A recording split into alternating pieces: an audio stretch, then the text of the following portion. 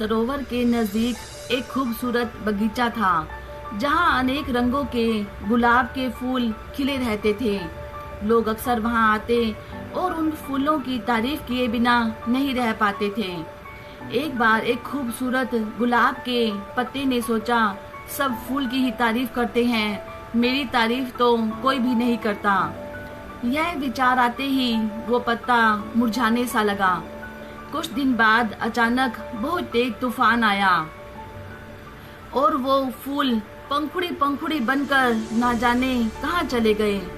और ये पत्ता क्योंकि पहले से ही बहुत कमजोर हो चुका था, इसके अंदर हीन भावना आ गई थी, ये भी टूटकर उस सरोवर में जा पड़ा। इसने देखा कि एक चींटी भी उस सरोवर में गिर गई है और वो अपनी जान बचाने की लगातार कोशिश कर रही थी। क्योंकि लगातार कोशिश कर रही थी इसलिए वो चींटी भी बहुत थक गई थी। ये पत्ता उस चींटी के पास गया, उसे बोला कि तुम चिंता मत करो, मैं तुम्हें सकुशल किनारे तक पहुंचा दूंगा, तुम मेरी पीठ पर बैठ जाओ। वो चींटी इसकी पीठ पर बैठ गई और उस पत्ते ने इसे सकुशल किनारे तक पहुंचा दिया।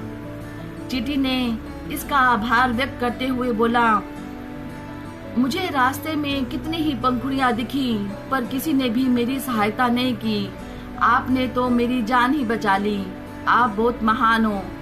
ये सुनकर पत्ते की आंखों में आंसू आ गए। उसने इस चींटी से कहा, कृतज्ञता तो मुझे आपकी व्यक्त करनी चाहिए, मैं तो अपने आप को हीन समझने लगा था, अपने आप को बेकार समझने लगा था, पर आज मुझे अपने गुणों की पहचान हुई। आपने तो मुझे मेरा परिचय ही करवा दिया।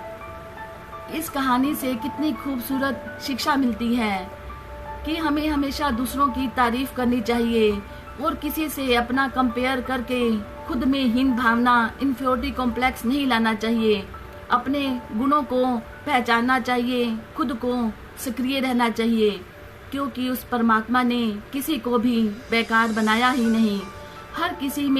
हर किसी शख्स में कोई ना कोई विशेषता जरूर होती है, बस जरूरत होती है खुद को पहचानने की। जैसे हम नोज़ोटो पर भी किसी की पोस्ट हमें अच्छी लगे तो उसे अप्रिशिएट करते हैं और उसकी पोस्ट को रीपोस्ट भी करते हैं।